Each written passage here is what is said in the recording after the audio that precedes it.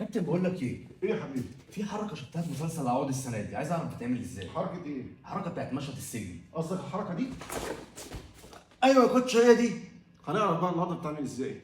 الاسلوب اللي احنا شفناه في مشهد الخناقه ده هو ليه مدرستين في الفنون القتاليه، يا اما الضربات اللي هي بتسبب شلل مؤقت، ودي في فن الكيوشو جيتسو، اللي هو ان انا في كل منطقه انا بضرب فيها هي بتسبب شلل مؤقت وممكن توصل كمان لاغماء. والمدرسه الثانيه ان هي ممكن ما تعملش تاثير بس بتعمل تشتيت. المدرسه الثانيه بقى وهي مدرسه التشتيت، يعني ان انا ممكن ان انا اضرب اكتر من ضربه بس هي ما تعملش تاثير مؤلم ولكن تعمل تشتيت، هو ما يلحقش يعرف ايه اللي حصل، عشان منها اعرف اوصل للهدف بتاعي ان انا اسيطر عليه. وفي مجموعات ضربات كتير جدا انت ممكن تشتت بيها الخصم، ان انت مثلا ممكن تعمل مجموعه زي كده اهو بالشكل ده. لو انت عملتها بشكل سريع خلينا نبطئها شويه. بالايد دي هاجي 1 2 3 4. لو اتعمل بشكل سريع، فموضوع التشتيت ده مهم جدا في الاشتباك او في الفايت.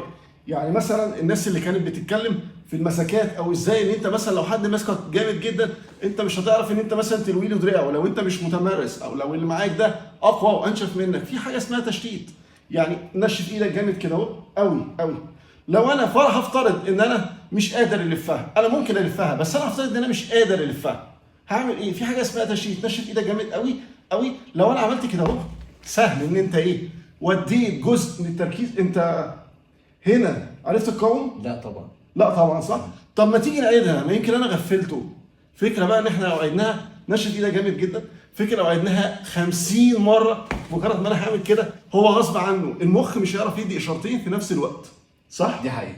تاني اعملها تاني برضه نفس الفكره. بس في النهايه اتمنى اكون قدرت اوصل لك معلومه اتعلمتها من مسلسل انت اتفرجت على مشهد اكشن فيه، وبعت لي اي مشهد شفته في مسلسل او فيلم وانا هقول لك اذا كان ده واقعي او غير واقعي، ولو واقعي يتنفذ ازاي، ولو انت شايف ان انا اللي كلامي مش واقعي فتقدر تقلب الفيديو وتروح تكمل فرجه على المسلسل. اشوفكم على خير.